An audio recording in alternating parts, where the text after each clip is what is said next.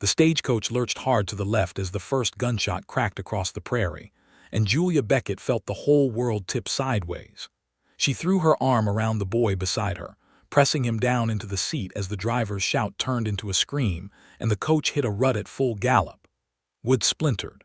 The world spun once, twice, and then the coach was on its side in the tall grass, wheels still spinning against the June sky, and Julia was staring up at where the floor used to be.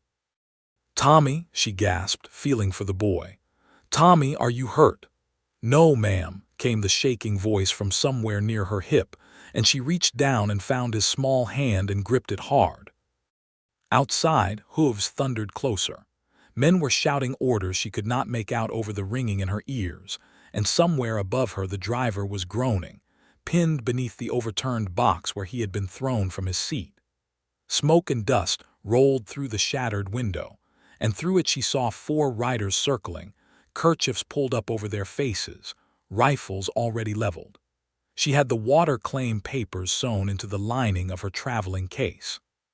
She had promised her father on his deathbed not a year past that she would guard those papers with her life if it ever came to it, and looking up now at the men circling the wreck like wolves around a downed calf, she understood with a cold certainty that it had come to it. "Get the lockbox," one of the riders called out, his voice muffled by the cloth over his mouth. "Leave the rest." Julia twisted, trying to brace herself against the tilted seat, trying to think how she might reach the little derringer in her boot without drawing attention, when a new sound cut through the chaos, a rider coming hard from the north, and a voice, deep and commanding, cutting across the open ground like a whip crack. "Touch that coach and it's the last thing you do." She could not see him yet, only hear the certainty in his voice, the kind of certainty that came from a man who had said such words before and meant them every time.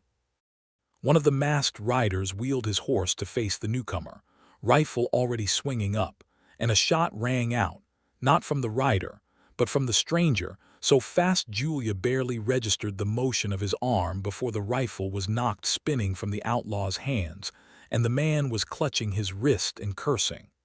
"Ride!" The leader of the 4 shouted, and in the space of a breath they broke and scattered, disappearing into the swells of prairie grass, leaving one horse behind that had bolted from a wounded stumble, and the sound of their retreat fading into the wide gold afternoon. Julia did not wait to see if they would return. She was already working at the door above her, which now hung like a trapdoor to the sky, and shoving Tommy up toward the gap. "Climb, Tommy, climb up and out, quick now." A shadow fell across the opening, and then hands broad, sure hands reached down and lifted the boy clean out of the wreck as though he weighed nothing at all. "I've got him," the stranger said. "Now you, give me your hands." She looked up and saw him properly for the first time. A lean, broad-shouldered man with sun-browned skin and eyes the gray-blue of a storm coming in off the plains, his hat knocked back, a smear of dust across one cheekbone, and a revolver still held loose and ready in his right hand even as he reached down with his left. There was blood at his side, she noticed, a dark stain spreading through his shirt just above the hip, though he gave no sign that it troubled him. "The driver," she said instead of taking his hand. "He's pinned under the box, I can hear him." Something in the stranger's face changed, not surprise exactly, but a kind of respect settling into it, quick and quiet. The look of a man recalculating what kind of woman he was dealing with.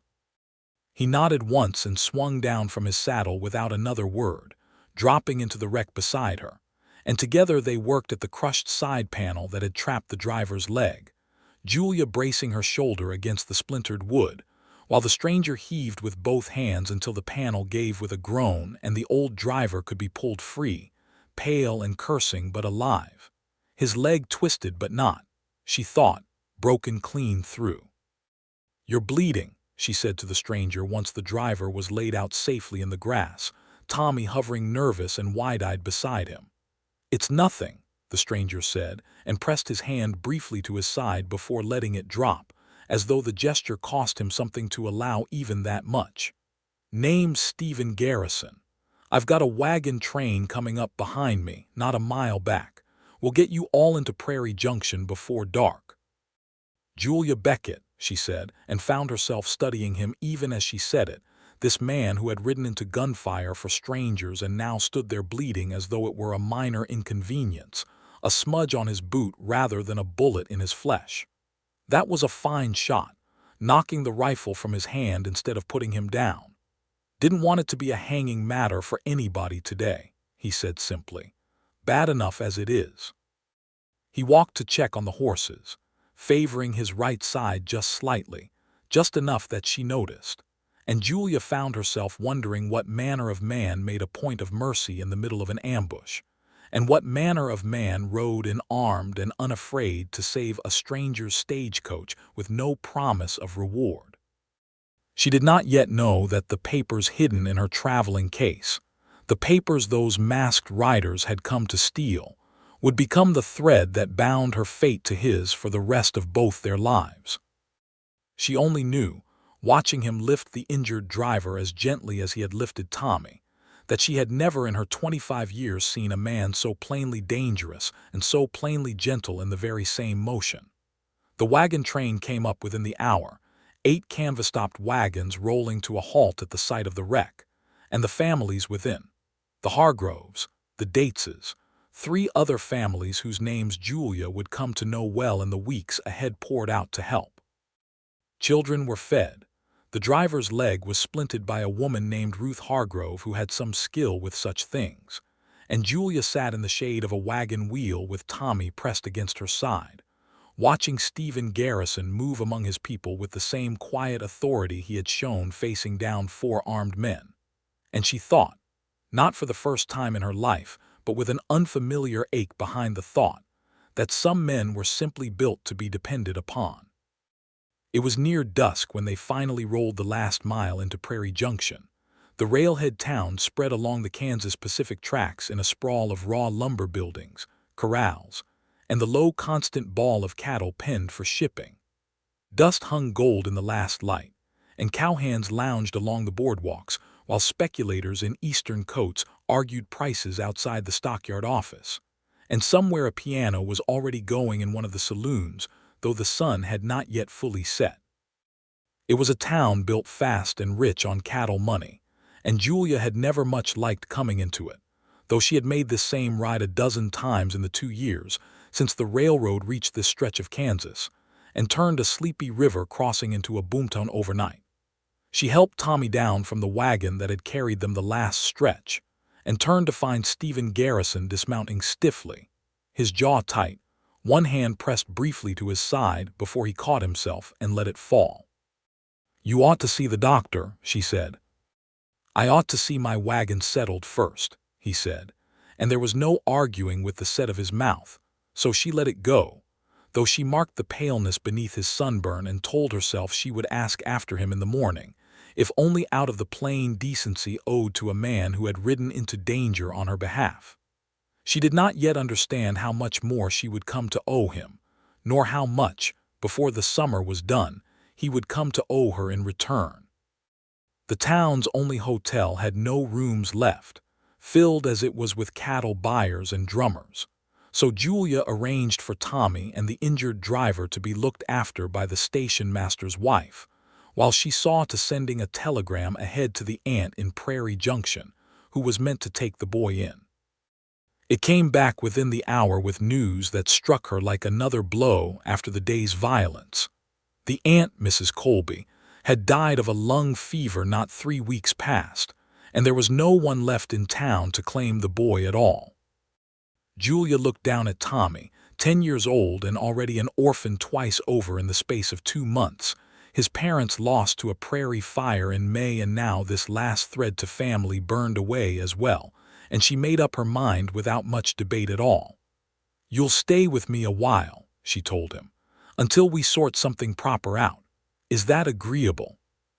Tommy's chin wobbled once, and then he nodded and pressed his face briefly against her sleeve before straightening up again with the particular dignity of a boy trying hard not to cry in front of strangers, and Julia's heart, already tender from the day's fright, ached a little more for him.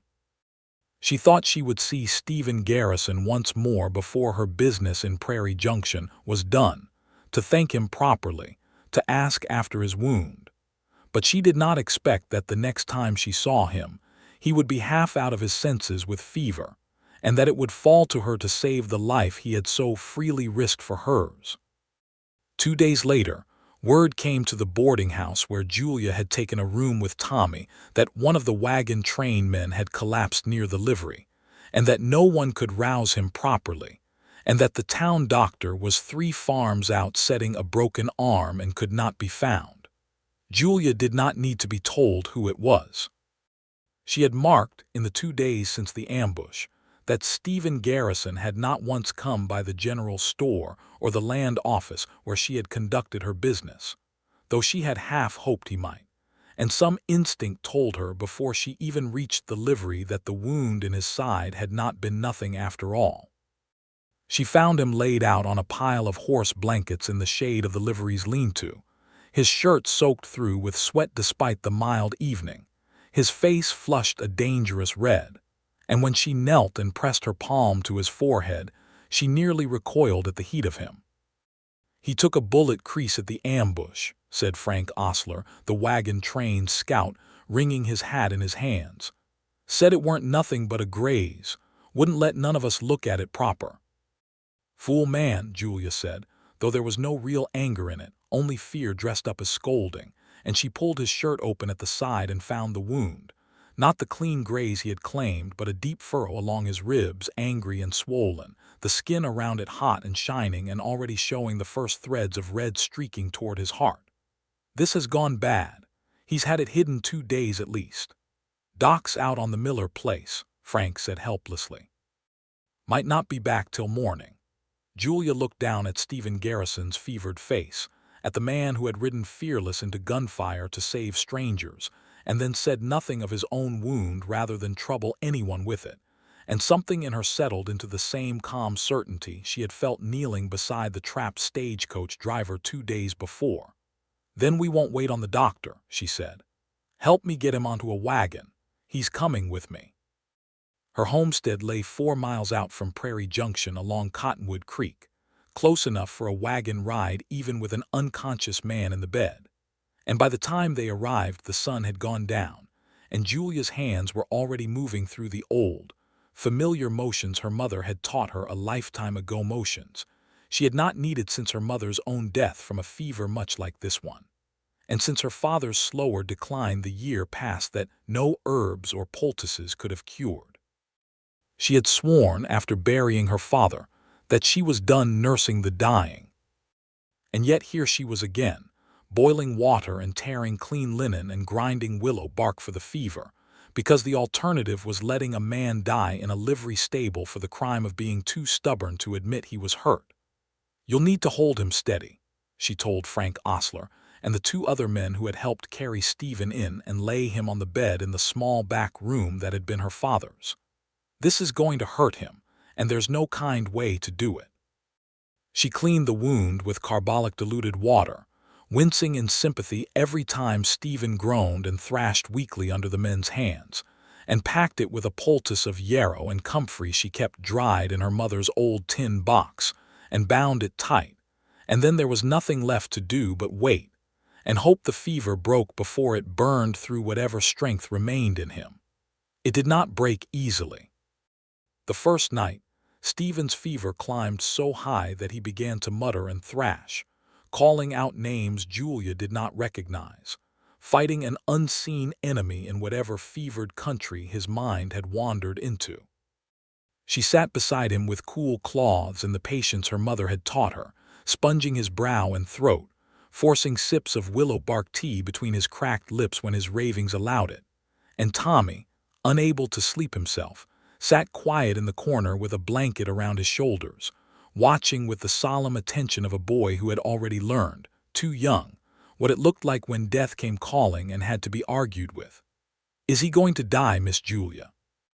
he asked somewhere near midnight of that first long night. "Not if I have any say in it," Julia said, and found that she meant it with a fierceness that surprised her, for a man she had known only 2 days. By the second day, Stephen's ravings had turned to a different kind of talk, quieter, more anguished. He spoke of a house burning, of riders in the night, of a voice his own, younger swearing an oath over graves that Julia understood, piecing the broken words together, must have been his family's. He spoke of years afterward, town after town, men who had come looking for a reputation and found the business end of his gun instead, and always, running under it like a current, a bone-deep weariness that had nothing to do with the fever and everything to do, Julia thought, with a man who had spent his whole life being feared and had grown so very tired of it. "You're safe," she told him each time the ravings turned dark, laying her hand flat against his chest until his breathing eased. "Nobody's coming. You're safe here, Stephen Garrison." She did not know if he heard her, but something in him seemed to settle each time she spoke, the tension easing from his jaw, and she began to believe in the strange private logic of the sick room, that some part of him was listening even from wherever the fever had carried him. On the third night the fever broke. Julia woke from a doze in the chair beside the bed to find Stephen's eyes open, glassy and unfocused, but open, his hand moving weakly across the quilt as though searching for something. "My gun," he rasped, voice raw from 3 days of disuse. "Where's my gun?" The habit of a lifetime, she understood, even half-conscious and weak as a newborn calf, his hand reaching for the weapon that had kept him alive through more dangers than she would likely ever know. She caught his searching hand in both of hers before it could find the empty holster hanging from the bedpost and held it firm. "There's no danger here," she said softly. "Your gun's put away safe. You don't need it, not tonight." His fingers, weak as they were, curled around hers, and for a long moment he simply lay there, breathing, his eyes finding her face at last in the lamplight, and holding there as though she were the first solid thing he had seen in days. "Then give me your hand instead," he murmured, so quiet she almost missed it, and closed his eyes again, his grip on her fingers loosening only slightly as true sleep, healing sleep, finally claimed him. Julia sat very still for a long while after that, her hand held in his, listening to his breathing even out into something steady and strong, and felt something shift in her chest that she did not yet have a name for, only knew that she was in no hurry at all to take her hand away. He slept through most of the following day, waking only for broth and water and a few groggy words before drifting off again. And it was not until the fourth evening that he was truly himself, sitting propped against pillows, color returned to his face, watching Julia with a clear-eyed attention that made her feel, for the first time in years, thoroughly and pleasantly seen. "I understand I owe you my life," he said. "Frank tells me you hauled me off a horse blanket in a livery stable and dosed me with tree bark until I stopped trying to die on you." "Willow bark," she corrected, hiding a smile as she checked the wound, pleased to find it clean and closing well, the red streaking gone from around it entirely. "And you'll notice it worked." "I noticed." He was quiet a moment, watching her hands move with the sure, practiced efficiency of long habit. "You did this before. Nurse someone through a fever like mine." "My mother taught me," Julia said. "She had the gift for healing more than I do. There wasn't a doctor for 30 miles when I was young, so she learned what she could from an old army surgeon who passed through once, and from a Kiowa woman who traded with us one winter and showed her which roots eased a fever and which poulticed a wound. My mother passed most of it on to me before she died of a fever herself, when I was 17, and my father," she paused, tying off the fresh bandage. "My father I nursed a full year before he passed, this last winter. Heart trouble. There wasn't any herb for that in the end. I just sat with him." Stephen was quiet, watching her with an expression she could not quite read, not pity, which she would have hated, but something gentler, something that looked almost like recognition. "I'm sorry," he said simply.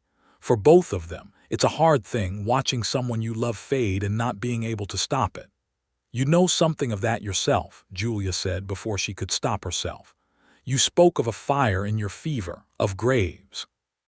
Something closed briefly in his face, an old door shutting on an old grief, but he did not turn away from the question the way she half expected he might.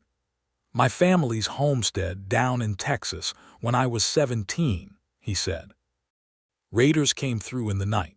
My mother, my father, my younger sister. I was out checking a fence line and came back to find the house burning and them already gone. I spent the better part of 6 years afterward hunting down every man I could tie to that night, and when I ran out of them to hunt, I found I still had the anger in me and nowhere to put it. So I hired my gun out here and there, wherever men needed protecting from other men. Got myself a reputation I never much wanted. Then about 5 years back I signed on to guide a wagon train west, more or less on a whim, because a man asked me and I didn't have a better use for my time, and I found out I liked it a great deal better than being feared in saloons. Been guiding trains ever since. This one's my last. I mean to buy my own land once these families are settled proper in the Solomon Valley. Done enough wandering for one lifetime. And the gun? Julia asked quietly. The gun kept me and a lot of good people alive on the trail more times than I can count, Stephen said. I don't love it, but I won't pretend I don't need it out here. He looked at her then steady. Though I'll say this. Reaching for it is the first thing I do when I'm afraid. Has been for 15 years. And the other night, when I came half up out of the fever and my hand went looking for it out of pure habit, you didn't hand it to me. You gave me your hand instead. First time in longer than I can remember that felt like enough. Julia felt the color rise in her cheeks and busied herself gathering the basin and cloths rather than answer that directly, though something warm had settled behind her ribs and showed no sign of leaving. You should rest, she said instead. You've a wagon train waiting on you to finish healing. They can wait a few more days, Stephen said, and there was something in his voice, low and warm, that told her he was in no great hurry to leave her homestead either. It was over the following days, while Stephen regained his strength and Tommy trailed after him, asking endless questions about the trail and the wagon train, and whether a man could truly rope a running horse from the ground, that Julia came to understand exactly what those masked riders at the ambush had been after, and exactly how much trouble was still to come. She had not told Stephen at first about the papers, but on the 5th day, as she sat mending a shirt on the porch while he sat recovering in the shade beside her, a rider came up the lane at a hard trot. Sheriff Amos Doyle from Prairie Junction, dust-covered and grim. "Miss Beckett," he said, touching his hat, "I'm afraid there's trouble brewing in town, and it concerns you directly. Mr. Silas Draymore's been telling anyone who'll listen that your father's water claim on Cottonwood Spring was never properly filed, and that the water's free for his company to divert into the new stock tanks he's building for the railhead.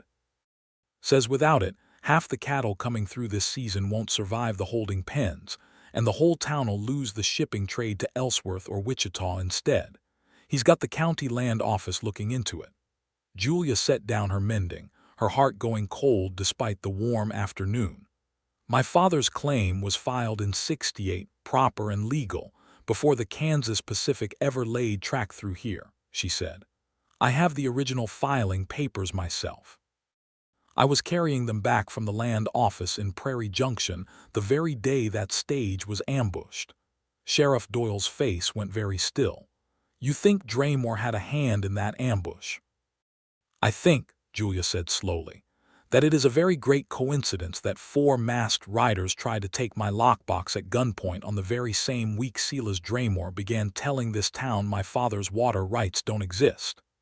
Stephen, beside her, had gone very quiet, but she could feel the tension coiled through him now, the wounded man from the sickbed giving way once more to the man who had ridden fearless into gunfire on the strength of a stranger's need. "If that's true," he said, "then it isn't only your water at stake, Julia. It's every farm along that creek. How many families does Cottonwood Spring feed?" "A dozen homesteads in the hollow below the spring," Julia said. "My family's among the oldest of them. If Draymore diverts the whole flow into his stock tanks, there won't be enough left to irrigate a single field come August. We'd lose everything we've built. And if he doesn't get the water," Sheriff Doyle said heavily, "the stockyard company says they'll have to turn away half the cattle drives expected this season, on account of there not being water enough to hold them before shipping. That's near every livelihood in Prairie Junction riding on those cattle contracts. Saloon, hotel, the rail agent, the feed store, all of it. It was, Julia understood then, exactly the kind of dispute that could turn neighbor against neighbor with very little encouragement. A whole town's prosperity set against a dozen families' survival, with a man like Silas Draymore standing to profit handsomely from stirring the fire between them. There has to be a way to share it, Stephen said. I've laid out water crossings and worked drainage on 6 different trails. A spring that feeds 12 homesteads and a town both isn't necessarily a spring that has to ruin one to save the other, not if it's managed right, with proper channels and a dam to hold the flow through the dry months, instead of letting it run wasted every spring flood. Try telling that to a man who stands to make himself a fortune off the town believing there's only enough for one side to survive, Julia said grimly. Silas Draymore doesn't want a shared solution, Sheriff. He wants Cottonwood Spring for his company alone, and my father's death has left him thinking there's nobody left with the will or the legal standing to stop him. Then he's misjudged you badly, Stephen said, and there was something fierce and warm in the way he said it that made Julia's breath catch despite the gravity of the moment. Because I've seen exactly what kind of will you're made of, Julia Beckett, and it would take a far more foolish man than Silas Draymore to bet against you. She held his gaze a moment longer than was strictly proper, feeling the weight and warmth of his belief in her settle somewhere deep and lasting, before turning back to the sheriff with her chin lifted and her course already decided. I'll need those original papers back from the land office, she said, and I'll need every homesteader along the hollow standing with me when I go before the town council. This isn't a fight I mean to lose, Sheriff. Not the water, and not my father's good name either. It was, in the end, precisely the kind of fight Silas Draymore had counted on nobody having the stomach for a fight against the town's own prosperity, against the fear of every cattle buyer and hotel keeper and saloon owner who stood to lose money if the herds could not be watered and shipped on schedule. And Draymore, Julia would soon learn, was a man entirely willing to make sure that fear did his fighting for him. The town council meeting 3 days later filled the Prairie Junction meeting hall to its rafters. Ranchers and drovers and shopkeepers packed shoulder to shoulder in the summer heat, and Julia stood at the front with her father's original 1868 filing papers in hand, flanked by a dozen homesteaders from the hollow, and felt the weight of every hostile eye in the room. Silas Draymore stood across from her, a neat, prosperous man in an Eastern-cut coat, his voice smooth and reasonable as he laid out figures. So many head of cattle expected this season, so many dollars in shipping fees the town stood to lose without adequate water, so many jobs and livelihoods hanging in the balance. Miss Beckett is a fine young woman, he said, with a courtesy that somehow managed to sound more damning than an insult would have, and I've no doubt she believes her father's claim was properly filed. But paper can be lost, gentlemen, records can be incomplete, and in the meantime this town's whole season hangs on water that is presently being used to grow perhaps 40 acres of corn and beans, when it could water 10,000 head of cattle and keep this railhead the busiest shipping point between Abilene and Dodge. A murmur of agreement rippled through the hall, and Julia felt the ground shifting beneath her feet even as she stood to answer. My father's claim is filed proper in the county records, dated 1868, 3 years before this town existed at all, she said, holding the papers high enough for the room to see. The hollow farms were here before the railhead, before the stockyards, before Mr. Draymore's company ever set foot in this county. We are not asking to take water from anyone. We are asking to keep the water that has always been ours by right. And I would ask this council to consider whether it is truly necessary to ruin 12 families in order to enrich one stockyard company. Easy for a woman with a full spring on her own land to talk of fairness, someone called from the back, and the murmur turned uglier, and Julia felt her carefully rehearsed calm beginning to crack. It was Stephen's voice, rising clear and steady from where he stood near the back of the hall, that cut through the murmur and brought the room back to something like order. "I've laid crossings and drainage on 6 major trails west," he said, stepping forward so the room could see him. The wagon master, the man half the town had already heard tell of, the one who had ridden into an ambush to save a stranger's stage. "I've seen springs feed more than double what folks thought possible, when they're managed with a proper dam and shared channels instead of one party taking the whole flow for themselves. There's no need to choose between this town's cattle and the hollow's crops. There's a way to have both, if this council is willing to fund an engineer and build it right instead of handing the whole spring over to Mr. Draymore's company on the promise of quick profit." Silas Draymore's smooth composure flickered just slightly before he recovered it. "A charming notion from a man with no stake in this county at all," he said, "and no engineering credential that I'm aware of beyond guiding wagon trains." "I built the water crossing at Cimarron Ford that's held for 4 years running," Stephen said evenly, "and dug the drainage channel that saved the Anderson party's whole herd of stock at Council Grove after a flash flood near drowned them. I'll put my work up against any credential you care to name, Mr. Draymore." The council, in the end, agreed to a 30-day survey period before any decision on the spring's use would be finalized. Not the victory Julia had hoped for, but not the defeat Draymore had clearly expected either. And as the meeting broke up into knots of arguing townsfolk, Julia found herself flooded with a relief so sharp it nearly buckled her knees. "Thank you," she said to Stephen, once they had stepped out into the cooling evening air. "I don't know that I could have held that room without you standing up when you did." "You'd have held it," Stephen said. "I've watched you hold a fevered man's whole life together with nothing but tree bark and stubbornness, Julia Beckett. A room full of frightened cattlemen isn't going to be what breaks you." He paused, looking down at her with an expression that made her heart beat strangely fast. "But I'll admit, I didn't much like the thought of you standing up there alone. If there was anything at all I could do to stand beside you instead."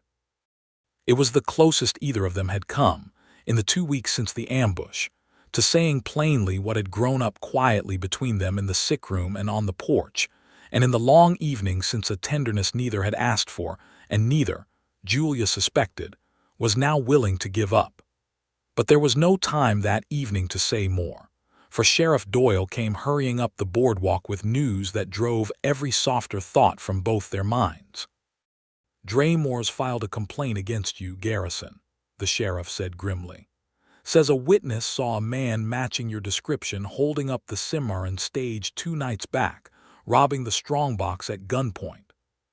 Says he found your bandana, the one with the particular stitching your outfit's known for, dropped at the scene." Stephen went very still. "I was here in Prairie Junction 2 nights back," he said, "at Julia's homestead, mending fence with Frank Osler most of the afternoon and asleep in the bunkhouse loft by full dark. A dozen people can vouch for it." "I believe you," Doyle said heavily, "but Draymore's got a witness willing to swear otherwise, and a judge riding the circuit due through in 4 days who'll want the matter settled quick and clean. A man with your reputation, Garrison, there's plenty in this town ready to believe the worst without needing much convincing." And there it was, laid out plain as day. Julia understood in that moment exactly the shape of the trap Silas Draymore had built, patient and cold. Discredit the man standing beside her, brand him a common robber trading on an old gunslinger's name, and the town's sympathy that had begun, however slightly, to tip toward the Hollow's cause would collapse entirely, not only leaving Julia to fight her water claim alone, but likely seeing Stephen Garrison run out of Kansas or worse, hanged on a rigged charge, before the 30-day survey period ever concluded. "We'll fight it," Julia said fiercely. "The bandana's no proof of anything, and a paid witness can be unpicked if we find who's paying him." "That's a dangerous thing to go poking at, Miss Beckett," Sheriff Doyle warned. Draymore's got money enough behind him to make trouble for anyone who tries." "Then it's fortunate," Julia said, lifting her chin in the exact way her father used to when he was settling in for a fight he did not intend to lose, "that I have never much cared for being told what's dangerous, Sheriff, when there's a wrong needing righted." Over the next 3 days, while Stephen sat under a kind of loose house arrest at the sheriff's insistence confined to the boarding house under Frank Osler's watch, unable to move freely about town without drawing hostile stares and muttered accusations from men who a week before had called him a hero for the stage rescue, Julia turned the full force of her stubborn, careful mind toward unraveling Draymore's frame. She began with the witness, a drifter named Coy Hensley, who claimed to have seen Stephen's face clear as day in the moonlight during the Cimarron robbery. Julia rode out to the Cimarron crossing herself, with Tommy insisting on coming along despite her protests, and found that the spot where Hensley claimed to have witnessed the robbery was, by her own careful measurement pacing out the ground, nearly 200 yards from where the actual strongbox had been found discarded and rifled far too great a distance. She was quite certain, for any man to make out a face by moonlight alone, bandana or no bandana. She found, too, upon quiet inquiry at the Prairie Junction livery, that Coy Hensley had settled a considerable debt in cash only the morning after Draymore's complaint was filed, a debt the liveryman happened to mention, with no particular suspicion, had been troubling Hensley for the better part of 2 months. But it was the bandana itself that finally cracked the case wide open, and it was Tommy, of all people, who found the thread that unraveled it. The boy had taken to spending his days at the livery and the general store, soaking up the town's gossip the way boys his age always did, and he came running back to Julia's boarding-house room one evening fairly bursting with news. "Miss Julia, the fella at the store says that bandana Draymore turned in weren't stitched the way Mr. Garrison's outfit stitches theirs at all. Said his own wife does mending for half the wagon trains through here, and she'd know Mrs. Hargrove's needlework anywhere, and this one wasn't hers. Said it looked more like the stitching them Draymore men wear, over at the stockyard office." Julia's heart leapt. She went to Ruth Hargrove that very evening and confirmed it plainly. The bandana submitted as evidence bore none of the particular reinforced stitching Ruth herself sewed into every kerchief carried by the wagon train's men, a small practical habit she had picked up from her own mother years before and applied without exception. Whoever had planted that bandana at the Cimarron robbery scene had guessed at Stephen's reputation, but had gotten the small, telling detail of his outfit's actual habits entirely wrong.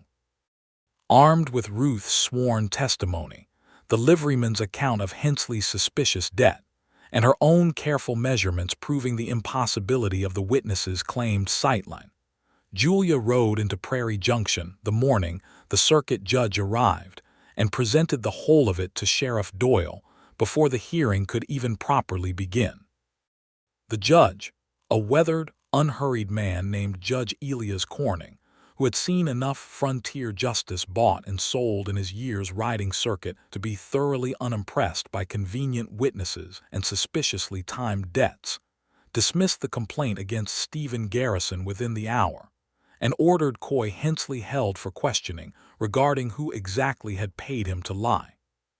Silas Draymore, present in the courtroom to see his scheme collapse, said nothing at all, though the look he turned on Julia as he left the hearing was cold enough that Sheriff Doyle quietly assigned a deputy to keep an eye on her homestead for the following week.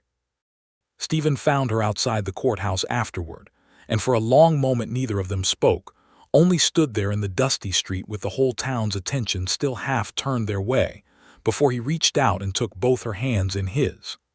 "You cleared my name," he said, wonder plain in his voice.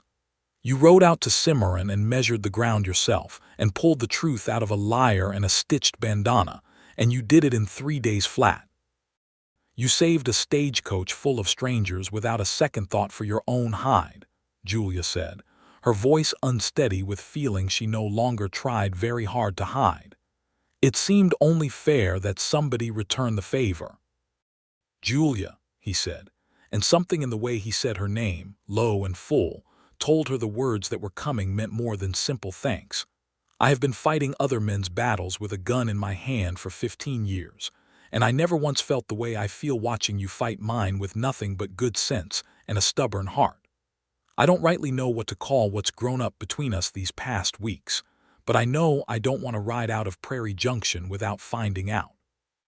"Then don't," Julia said simply, and the smile that broke across his face at that was worth, she thought, every hour of fear the past weeks had cost her. But there was no time yet to dwell in that warmth, for the 30-day survey period on Cottonwood Spring was ticking down fast, and Silas Draymore, humiliated in open court and stripped of his false witness, had not given up his design on the water at all. He had simply, Julia would soon learn, decided to force the matter by other means entirely. The engineer the council had grudgingly agreed to fund, a careful, spectacled man named Mr. Aldous Finch, sent up from Wichita, arrived within the week and confirmed exactly what Stephen had promised. A properly built dam and dividing channel above the hollow could hold back enough of the spring flood surplus to supply the stockyards tanks through the dry season, without ever touching the steady flow the hollow farms depended on for irrigation. It required labor and lumber and stone, but it required no ruin of anyone at all. And by early July the council had voted, with considerably more goodwill than Julia had dared hope for, to fund the project jointly, farmers and cattlemen alike lending labor and materials to see it built before the worst of the summer dry set in. It was, Julia thought, watching hollow farmers and Prairie Junction drovers working side by side hauling stone for the new dam, precisely the kind of victory that felt like it might actually hold hard-won, fairly shared, built on cooperation instead of one side's ruin. Silas Draymore, watching his hoped-for monopoly on Cottonwood Spring dissolve into a shared community project, was seen leaving town on the eastbound train not 3 days after the council's vote, and Julia allowed herself, for the first time in weeks, to breathe easy.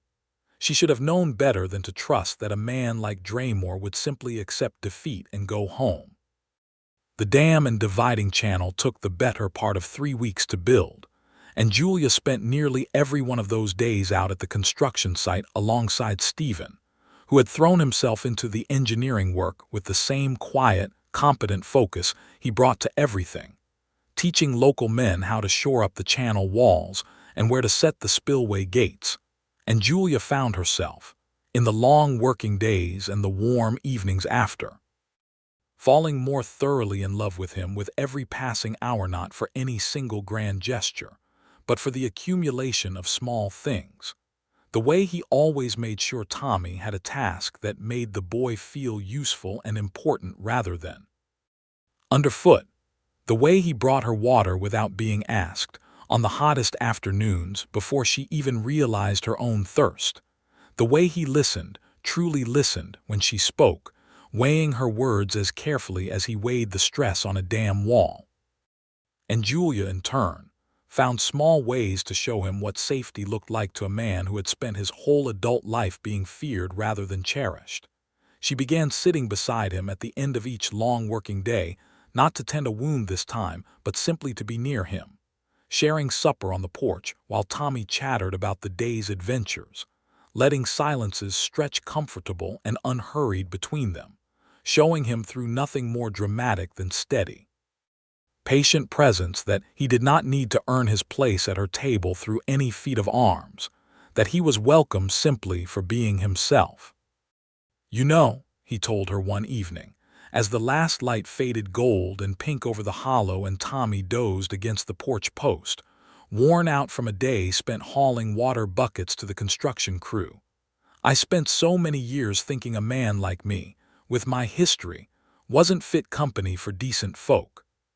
Figured I'd guide wagon trains until I was too old to sit a horse, and that would be the whole of my life, useful maybe, but never truly settled anywhere, never truly known by anybody past what use I could be to them. And now," Julia asked softly. Now I sit on your porch of an evening, and I think I have never in my life felt more thoroughly known, nor more thoroughly glad of it, he said, and reached over to take her hand, and Julia let him, and felt no urge at all to let go. It was the morning the dam's spillway gates were to be finally set into place, the last major piece of construction before the whole system could be tested with the summer's first real diversion of water into the stockyard tanks. That disaster struck, sudden and violent, in a manner that would test everything the town had rebuilt over the past weeks. The final load of dressed stone for the spillway gate housing had been hauled up the ridge above the construction site on a heavy freight wagon, drawn by a 4-mule team, meant to be lowered down the graded slope to the workers below by rope and brake in careful, controlled stages, the way Stephen had directed the work crew to handle every previous load. But this final morning, as the wagon crested the ridge and the brakeman set the wheel lock and began the descent, the heavy brake chain gave way with a sound like a rifle shot, snapping clean through where it should have held firm. Julia, standing below at the channel's edge with Tommy and a dozen other workers, heard the crack and looked up in time to see the wagon lurch forward, the terrified mule team scrambling for footing on the steep grade, the whole massive load of stone beginning its uncontrolled slide down the slope, directly toward the crew working at the spillway gate below, directly toward Tommy, who had run ahead moments before to fetch a forgotten tool, and who now stood frozen in the wagon's path. Too far for Julia to reach in time. "Tommy, run!" Julia screamed, already sprinting, but the boy stood paralyzed with fear, and the wagon was gathering terrible speed, the mules screaming, stones beginning to shake loose from the bed and bounce ahead of the wagon itself down the rocky slope. It was Stephen who moved first and fastest, cutting across the slope at a dead run from where he had been inspecting the gate mechanism, closing the distance to Tommy in a handful of desperate strides, and scooping the boy up bodily, just as the lead stones from the wagon's shaking load began to crash past where he had stood, rolling clear off the wagon's path into a shallow gully, with Tommy clutched hard against his chest, both of them tumbling together in the dirt as the wagon thundered past scant feet away. But the wagon itself, and the crew working directly at the spillway gate below, remained squarely in its path, and there were 6 men down there who had not yet had time to scatter, working with their backs to the slope, unaware of the disaster bearing down on them. Julia did not stop to think. She had spent her whole life on this land, knew every rise and fall of the hollow's ground the way she knew her own hands, and she knew, in the single desperate heartbeat she had to decide, that the old irrigation ditch running along the lower slope dry now, awaiting the new channel's completion, offered the only chance of diverting the wagon's path before it reached the men below. The old ditch. She screamed toward Stephen, already running for the ditch's near end where a length of heavy rope lay coiled, left over from the morning's rigging work. "If we can snag the wagon tongue and pull it hard left, the ditch will catch the wheels." Stephen was on his feet in an instant, Tommy safely deposited behind a boulder with a sharp command to stay put, and running full out to meet her at the rope. There was no time for a plan more elaborate than pure instinct and trust in each other's judgment. Julia looped one end of the rope around the sturdy post of the old ditch gate, while Stephen, with the reckless timing of a man who had faced down worse odds before, ran alongside the careening wagon just long enough to hook the rope's other end around the exposed wagon tongue as it passed, then flung himself clear as the rope snapped taut. The strain was tremendous. Julia threw her whole weight against the post, feeling the rope burn through her gloved hands, watching in an agony of suspense as the wagon's front wheels caught and dragged hard against the sudden resistance, the whole massive weight of stone and wood groaning as its momentum fought the rope's pull.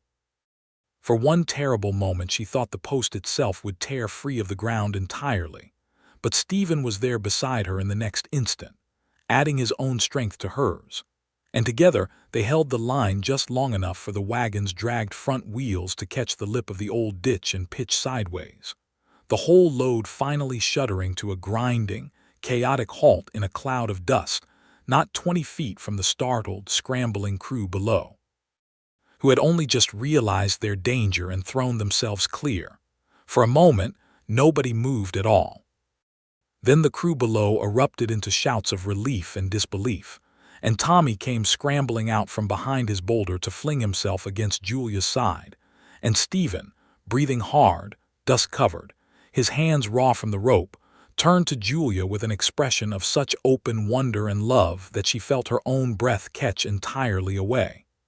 "You saved every one of those men," he said. "That was the finest piece of quick thinking I have ever seen in my life, Julia Beckett, and I have seen a great many desperate moments." "You saved Tommy," she said, her voice unsteady with the fear only now catching up to her, now that the danger had passed. "We saved each other, same as we did the day of the ambush. Seems to be a habit of ours. One I intend to keep for the rest of my life, if you'll let me," Stephen said, and though the moment and the place were hardly what either of them might have chosen for such words, there was no mistaking the promise in them. It did not take Sheriff Doyle long to determine, once the wrecked brake chain was examined, that it had been deliberately weakened, cut nearly through with a fine file, the damage concealed by rust and dirt, rubbed carefully into the cut to disguise it. A piece of sabotage clearly intended to cause exactly the catastrophe that Julia and Stephen's quick thinking had narrowly prevented. And when a search of the freight yard turned up a matching file, along with a torn scrap of a telegram bearing Silas Draymore's coded signature to a hired hand, the truth of it was laid bare for the whole town to see. Draymore, defeated in the council chamber and disgraced in the courtroom, had resorted at last to attempted murder in his effort to see the shared water project collapse into disaster and public outrage, hoping the deaths of workers or the destruction of the dam would turn the town so thoroughly against the project that his stockyard company might yet seize sole control of the spring. He was arrested attempting to board a train at the next station down the line, and the evidence against him was thorough enough that no amount of Eastern money could buy his way clear of a trial. Whatever became of him afterward, Julia knew, mattered a great deal less to her than the fact that Cottonwood Spring, at last, truly belonged to no one man's greed, but to the whole community it had always sustained. The dam and the shared channel were completed within the week that followed, tested and proven sound, water flowing at last in two careful, measured directions enough to fill the stockyard's tanks through the dry months ahead, enough still to green the hollow's fields clear through harvest, and the town of Prairie Junction, which had so nearly torn itself apart over fear and greed, found itself instead bound a little more tightly together by the shared labor of building something that served everyone rather than only a few. It was public opinion, once so quick to turn against Julia as a selfish landholder and against Stephen as a suspected criminal, that swung now fully and warmly the other way, and Julia found herself, in the weeks after, greeted with genuine friendliness by townsfolk who had shouted her down in council not 2 months before. And Stephen found the wary stares that had once followed him through Prairie Junction streets replaced by handshakes, and thanks from men whose herds now had water enough to see them through to shipping day. But it was not the town's approval that mattered most to either of them, in the end.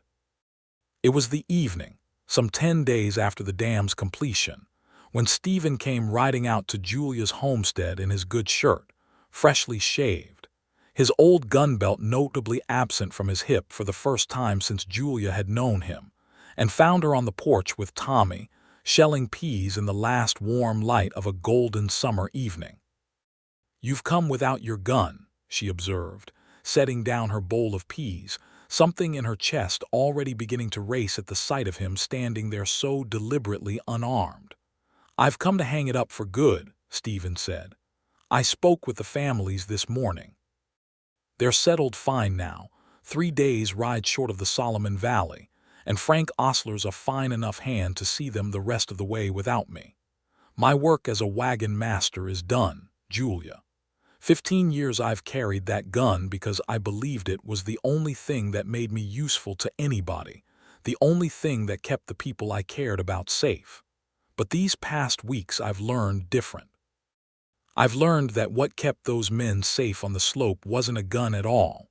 It was your quick mind and a length of rope and two people who trusted each other enough to act as one. I've learned that what kept me alive through that fever wasn't any weapon, but your hands and your patience and your voice telling me I was safe when I couldn't yet believe it myself. He came up the porch steps then and knelt before her right there among the pea shells and the fading light and took both her hands in his. And Julia, understanding at last exactly what was happening, felt her eyes fill with tears even as her heart soared. I woke from that fever reaching for my gun out of 15 years' habit, because it was the only thing I trusted to keep me safe, he said, his voice unsteady with feeling. But you gave me your hand instead, and it was enough, more than enough, it was everything. I don't want my gun back, Julia. I want your hand instead, not just for a night's fever, but for the whole of my life. Julia Beckett, will you marry me? Tommy, forgotten peas spilling from his lap, let out a whoop of pure delight that broke whatever solemnity remained in the moment and set Julia laughing even as the tears spilled over. Yes, she said, pulling him up to her and pressing her forehead to his, laughing and crying both at once. Yes, Stephen Garrison, 1,000 times yes. They were married 3 weeks later, on a warm August evening, in the yard of Julia's homestead beneath the wide Kansas sky, with half the Hollow's farmers and a good many of Prairie Junction's townsfolk gathered to witness a Truth Hargrove having sewn Julia's wedding dress from good blue calico with the same careful stitching that had once helped clear Stephen's name, Sheriff Doyle standing witness alongside Frank Osler, who had ridden 3 days back from the Solomon Valley just to see his old wagon master properly settled at last, and Tommy, scrubbed and combed and fiercely proud, standing at the front as though he had personally arranged the whole happy occasion. They spoke their vows as the sun went down gold over the Hollow's green fields, fed now by water that no longer divided the community but bound it together. And when the traveling preacher pronounced them married, Stephen Garrison kissed his bride beneath a sky utterly without threat or danger. A gunslinger no longer. A man who had traded a lifetime of fear-earned reputation for something he had never truly believed he deserved. A home, a wife who met him as an equal in courage and heart, and a boy who had already, in every way that mattered, become their son. They settled together at the Beckett homestead, Stephen turning his engineering skill toward expanding the irrigation works that now served the whole hollow, and Julia continuing the healing work her mother had taught her, her reputation as the finest nurse for 30 miles only growing with the story of how she had saved a wounded wagon master from a killing fever and won, in the bargain, his whole devoted heart. Tommy grew up beneath their shared roof knowing nothing but steady love and safety, calling Julia his mother, and Stephen his father from his own heart's choosing rather than any legal decree, though Stephen made certain, within the year, to see the boy properly and permanently adopted as their own before the county judge, so that no shadow of uncertainty might ever touch the family they had built. And on quiet evenings, when the day's work was done and the Kansas stars spread thick and bright above the hollow, Julia and Stephen would sit together on the porch where he had first knelt to ask for her hand, and she would take that hand in hers, the same gesture that had once called a fevered man back from the edge of death and had, in time, called them both home to each other, and think that of all the dangers the wide frontier had thrown across their path, none had proven half so powerful as the simple, steady grace of two capable hearts choosing, again and again, to save each other.